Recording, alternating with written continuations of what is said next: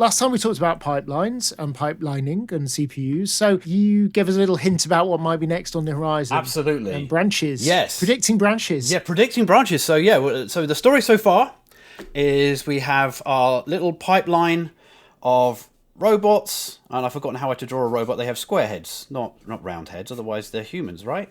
And we've got our various conveyor belts, and we've got the shoveling robot at the beginning who's picking up bytes from memory, and these bytes encode the instructions, the recipe steps that the computer is going to follow. The next robot in the production line interprets them. Oh, I don't know what I'm drawing here, but something like that. Interprets them as instructions. And so he now says, hey, I decoded those sequence of numbers. This means please add the number 1 to address 22 or something like this.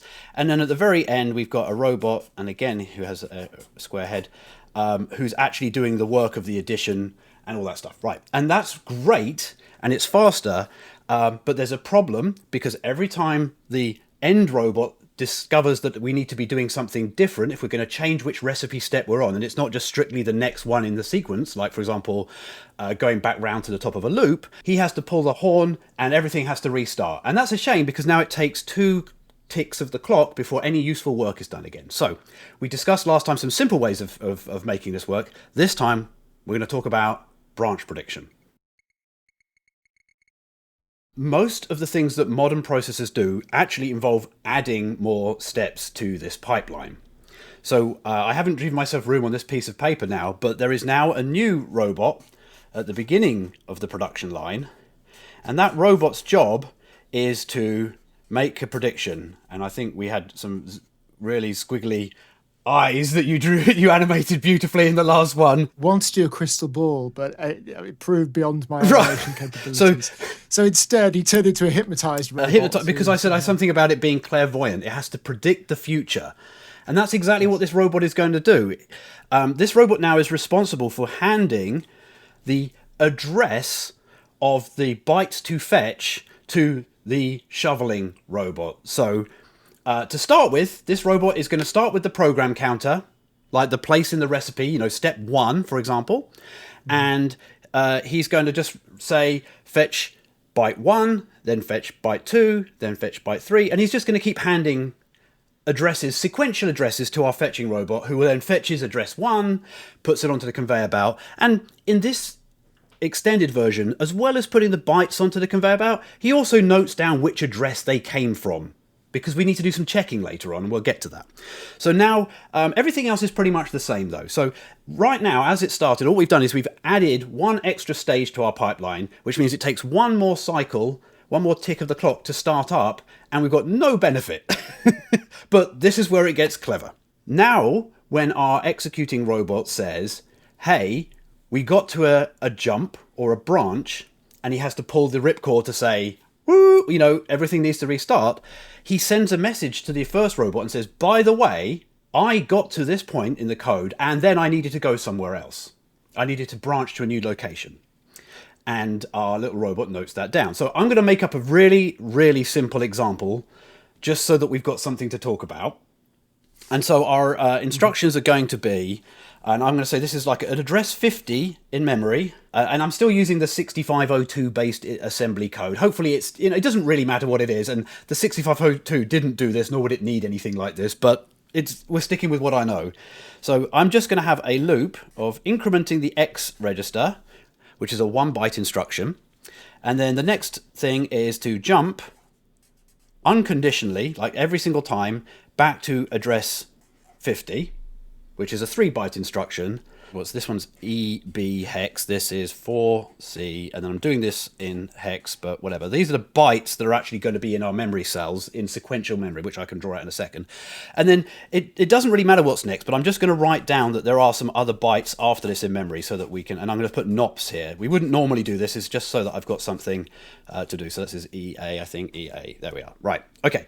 So it's probably obvious, but NOP is null operation. It's a no operation, yes. It seems weird that you have to have a recipe step that says do nothing today, have a lie-in, have a nice relax for a clock cycle, but it's very useful for this kind of thing, and also for timing and stuff like that. But right now, I've just put those there because I need just a bit of padding. Exactly.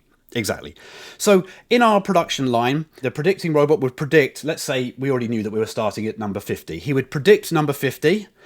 He'd hand over 50 to the fetching guy who would fetch the byte. The byte would be put on the conveyor belt. The next robot would decode it as an increment. It would go to the executing robot. Meanwhile, of course, the predicting robot has predicted 51, given it to the fetching robot, 52, 53. These are the bytes over here. So this is byte 50. This is byte 51, 52, 53, 54, 55, or whatever. And he's just happily shoveling out incrementing numbers with no idea at all. He's just like 50, 51, 52, 53, 54, 50. It's the best guess, right? Meanwhile, the increment has gone through, and then the jump instruction's gone through, and eventually gets to the executing robot. So by the time the third byte of the jump has been decoded by the decode robot, turned into a jump to address 50, handed to the executing robot, the predictor and the fetcher have already fetched these next 2 bytes, and it's been decoded as a NOP. So there's a NOP that's waiting in the pipeline, and there's another NOP that's been, the bytes of it have been loaded onto the conveyor belt. And those are not things we want to do, right? We want to actually go back to the top of the loop. So just to be clear, this jump is an infinite loop that's just going to sit and increment the X register forever. It's a pointless thing to do, but it was just a very straightforward little program for the purposes of this. So the first time this happens, the executing robot pulls the ripcord and says, wait, we're going the wrong way.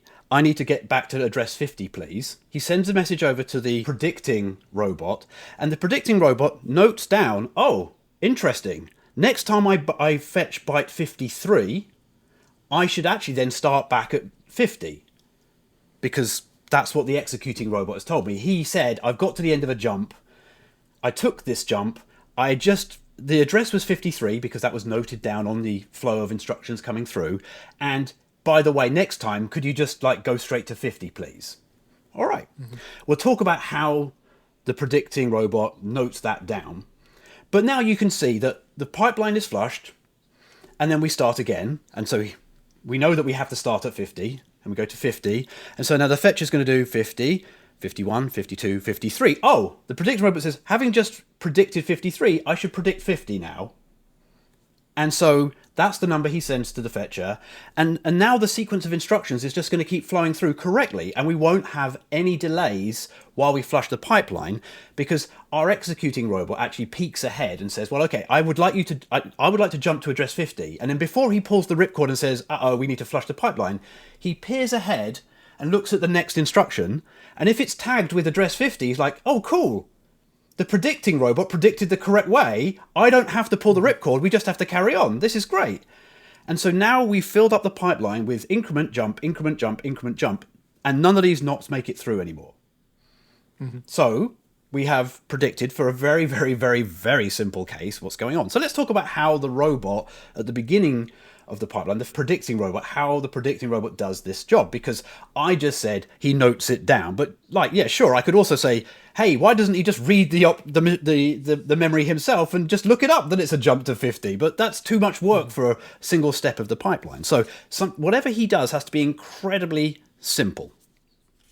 So first piece of paper off.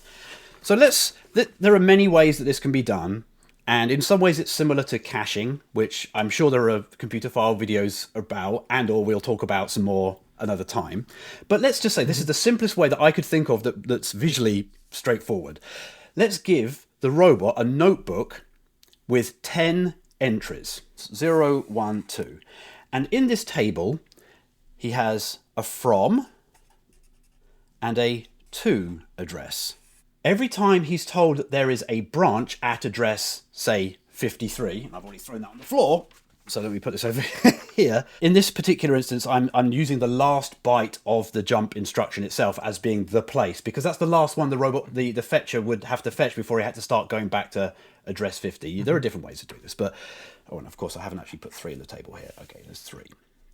The robot could search through this whole table every single time and look for, if there's one of these 10 entries that matches the from address, then he could go to the to address. But that's a lot of work, even that. I mean, that's 10 whole steps every single click of the clock, and that's just too much work for our simple predicting robot. So what he does is he looks at the last digit of the address. So in this instance, as he's predicting address 53, he knows to only look in slot 3. Now, that means that there could be some other things in there that are the wrong thing, but if it matches, then he's going to take that. So let me work through that, and hopefully that'll make a little bit more sense. So the table starts out empty to begin with. The robot is predicting 50, and as he's predicting 50, he quickly looks in the table, and he looks at the last digit of 50, 0. The table entry for 0 is empty. Fine. 51, without anything in the table, he just predicts the next address, right? We're just going to sequentially go from address to address, and so on and so forth. So we get to 54 and 55, and that's when the air horn is pulled, and our friend, the executing robot, says, hey, 53 has a jump to 50. So we will update entry 3 of our table and say, hey, 53 goes to 50. Then we reset, we start again, 0, check, 51, check, 52, check, 53, okay, we're looking in slot 3. Oh, the from address matches for this particular jump. Oh, so I know that instead of incrementing, I'm going to go to address 50. And that's a really simple way of doing it. Now, there are obvious flaws with this simple approach, and that is what happens if there are 2 branches, one at address 53, and one at address 63. They're going to land in the same bucket, and then what we keep doing is overwriting them, and that's a shame, and it's unfortunate. There are limitations to this, and there are ways of improving that. We can have multiple slots in this thing, in this table, but it's a straightforward way, and it gives you a flavor of the kinds of things that are going on inside. In modern CPUs, this is called the BTB, the branch target buffer. And it's a predictor for where the target of a branch is. And in fact, it's also predicting whether there is a branch, because our predicting robot doesn't know anything about the program at all. He doesn't know anything at all. He's just got to increment numbers and occasionally check his table and say, oh, no, actually, we're going to go somewhere else.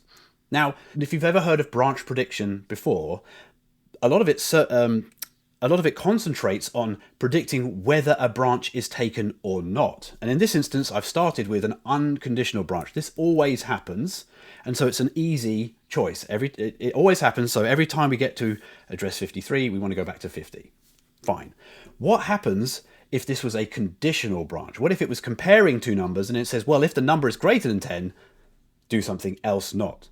How can we update this? Well, let's get a very simple example. I'm going to put you over there, and I'm going to work through. Let's say we've got our Fibonacci sequence thing again. Load 1000, x, add 1001, x, store 1002, x, increment x, compare x with, say, 100 to get the 100 Fibonacci numbers, branch if not equal back to 60 at the top here. This is address 60, this will be 63, 66, 69, 70, 72, I think. I'm trying to remember how big each of these is. I mean, it doesn't really matter, but it gives us an idea. But, for example, here's the first example where these 2 instructions, 60 and 70, would land in the same table entry. And so if there was a branch in both of those locations, they would fight for each other. But there aren't in this particular example. But what we've got here is a conditional, let's do RTS here, which would be 74. We've got a conditional branch at this point in the table.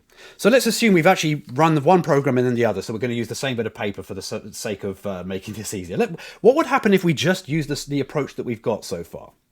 Well, we would run through 60, and there'd be nothing there. 61, 62, 63. 63, when we get to the add, we would look in this slot, but we would compare it with 53, and we're like, well, that's not the address of a branch, right? We know that it's not a branch because 53 not equal to 63. So we don't use this particular entry of the table. We keep on going round and round this thing. Eventually we get to this branch. Now, let's say it's the first iteration of the loop, so the branch is definitely taken. When we get to the branch and the executing robot says, wait a second, I did the comparison and we're going to go back to address 60. Here we are at number 72. In this instance, the end of the branch is address 73. Oh, isn't that convenient? That actually wipes out our branch target buffer over here. So 73 would actually land in this same slot. So this is a good example of evicting something from the branch target buffer, unintentional. He would send a message and say, wait a second, next time you get to 73, go back to 60, please. So our predicting robot would come in, cross out 53 here, and would write 73, and it goes to 60. Brilliant. And And then we would go back to 60 and we'd loop round. And of course, when we get to that branch, we would correctly predict that we go to the top of the loop again. And so this is going to work for 100 times. That's great. We've predicted the branch correctly 100 times, or 99 times, I guess, if the first time was a misprediction. And then we get to the problem. On the 100th time, when we don't take that branch, something interesting happens. The executing robot will get to the branch. He will look ahead and go, well, I'm expecting to see address 74 now because I didn't take the branch. But the next thing in the pipeline is actually the load for 60. Oh dear, this is a new kind of emergency situation. Instead of us taking the branch, it's like, well, we took a branch and you didn't guess right. Sorry, Mr. Predictor, you made a mistake. So he pulls the cord and we throw away all the work again. But he also sends a message back to the predictor to say, like, you guessed wrong.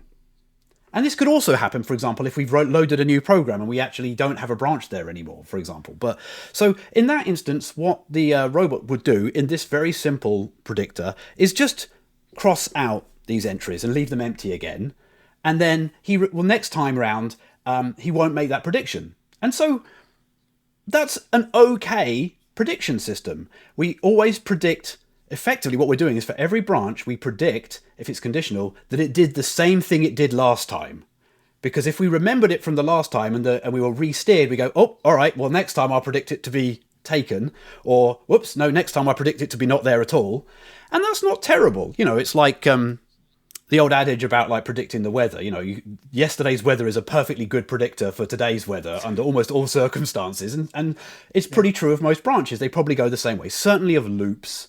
That is a good guess. If you took it last time, you'll probably take it again because loops often go more than a couple of times and you've already paid back the cost of predicting or mispredicting. But what if we wanted to go a little bit more intelligent? So, you know, maybe, I mean, what would you do if you kept being asked or being told that things are being taken or not taken?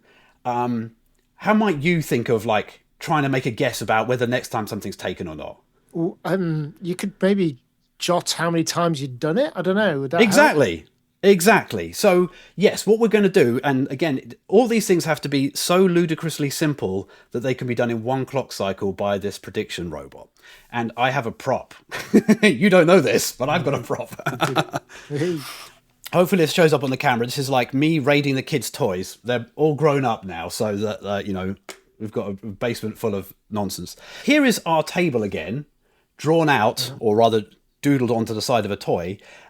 Here are our slots, our from and our to, and I've got some validity thing here. That's to say whether or not it's filled in or not, but I'll just use whether I've written in it or not. And so what we're going to do is every time we take a branch, let's copy out my chart from here. What were we? Number 3 was from 73 back to 60. So number 3 was 73. Whoops, now it's not going to write on here. 73 back to 60, and I guess it's valid. I'll tick the box there to say it's valid. There you go. It's an actual branch that we did take. You know, obviously in computing terms, you can't have empty boxes. You have to have a bit somewhere that says, are the boxes empty or not? And that's what this little bit is on the end here. It's like an earlier thing. So we start out with these predictions here, and I have these frowning faces going through to smiling faces, which may not be visible on the camera, but never mind. And this is the number of times that we have either taken or not taken. And every time we take the branch, we move the counter 1 to the right. And every time we don't take the branch, we move it 1 to the left. And then when we have to come and make a prediction, we say, if it's in the left half, we'll assume that it's not taken. And if it's in the right half, we'll assume it is. So we have some kind of track of like it. So like, for example, let's say we'll initialize them all as like, we're going to guess that these are referred to as, you know, very unlikely, unlikely, likely, and very likely. Something like that. And so we'll assume that it's just likely, slightly likely is our sort of default case. So the very first time we hear about a branch that's conditional, we write it into our table and we initialize its counter to be here. Right, in the somewhat likely case. And then we go around the loop, and then the next iteration around the loop, we predict that it's taken because it's in the somewhat likely camp. And then when we get the feedback, so now our executing unit has to always give us feedback. It doesn't just tell us when we got our prediction wrong and, you know, pulled the ripcord. It has to tell us like, hey, yeah, you guessed right. Well done, you.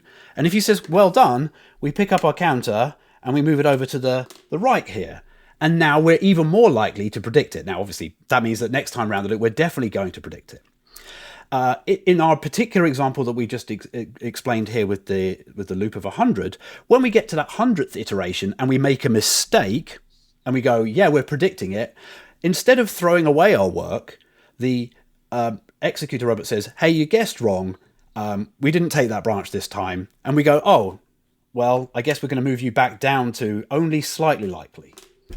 And that's pretty cool, because if we were to re-execute our Fibonacci loop, it's still the case that the next time we run it, we probably start from 0 again, that we do actually want to predict it was taken.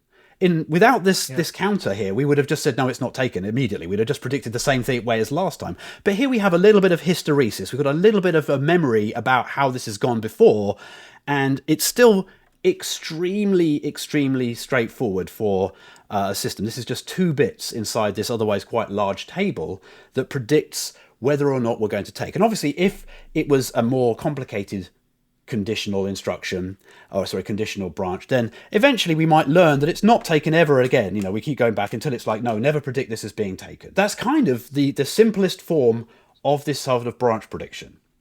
With the conditional part of it, like that is deciding whether this branch is taken or not. So this branch target buffer here, which I'm representing, has 2 jobs. The first thing is there a branch at all? And the second thing is, should it be taken? Should we predict that it's taken this time? And obviously you can just, if you get an unconditional branch, you could use this same table and just initialize it as, extremely likely, like if there's a branch up here. But in practice, they're done separately. And so this is great, but there are a lot of things even that this doesn't cover. And so just to give you a flavor of the way that modern processors work, what modern processors tend to do is they separate these 2 tables out. They have the predictions in one table that's much bigger, because it's only these 2 bits for every entry in the table. And then they have the from and the to. And then they use a combination of where the branch was, the history of the last few branches that have been taken. Like for every time we take a branch, we add a 1 to like a register that's being shifted along. And every time we don't take a branch, we put a 0. So we've kind of got like a pattern of like what's happened recently. And we smush all those bits together with like a very simple hashing algorithm to get like a unique fingerprint for when I got to this branch and I had taken the previous 3 branches and I had not taken the branch immediately before that. Then I go and look at a particular entry in my likely or unlikely table, and then I will update and use that for my prediction. And that allows the branch predictor to take into account patterns in sequences. So for example, if 2 things are correlated, as they often are, then the branch predictor will learn that if you take this branch, you're almost certainly not going to take this other branch, because that will be in the pattern and it will be in the history. So it's kind of like a very straightforward learning system. And it's remarkably good at predicting the flow, which, as I've said before, is really important with modern CPUs, where this pipeline isn't the 3 or 4 steps that I've described. It's many, many, many steps. And it gets even more important to get this right when we start adding more and more execution units, that is more and more robots at the end of the pipeline that can do lots of work simultaneously. Can I ask a question? Is there a situation where, no matter how complicated or impressive this is, that it just doesn't improve things? Absolutely. Yes, there absolutely is. So there are pathological cases for certain. So things that can't be predicted are like random events. Random events can't be predicted, and so the pipeline is got, at best 50-50 chance of getting things right, in which case, you're throwing away work half the time. It's still no worse than if you didn't do prediction at all, because you'd still be wrong a lot of the time, but it can be considerably slower than a branch that is predicted.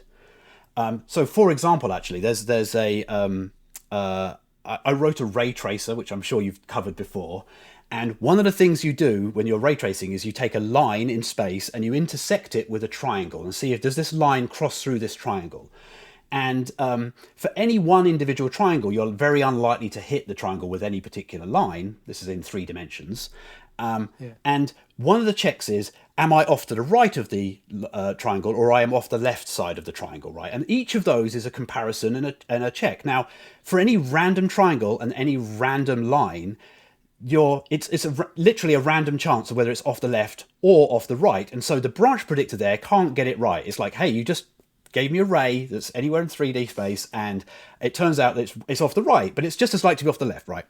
And that's unpredictable, and that's hugely slow to predict. But if you combine those two comparisons together and say, is it off the left or is it off the right together, and then do a branch off of the pair of those things combined, that branch is very, very predictable, because it's almost always, yes, like you didn't hit the triangle, branch away, skip this triangle, go to the next triangle. Right. And so a tiny, literally one character change in my source code for the ray tracer sped it up by 30 or 40%, because this was in the deep core loop of the rendering loop. And it was just really fascinating and really interesting sort of to be able to track that down and trace it right back to the predictor inside the CPU. Metronome clicks before that particular thing has finished. But what you'll notice is that if we can keep it fed, therefore we can calculate the lighting effects. And it's why I'm able to have a shadow here, because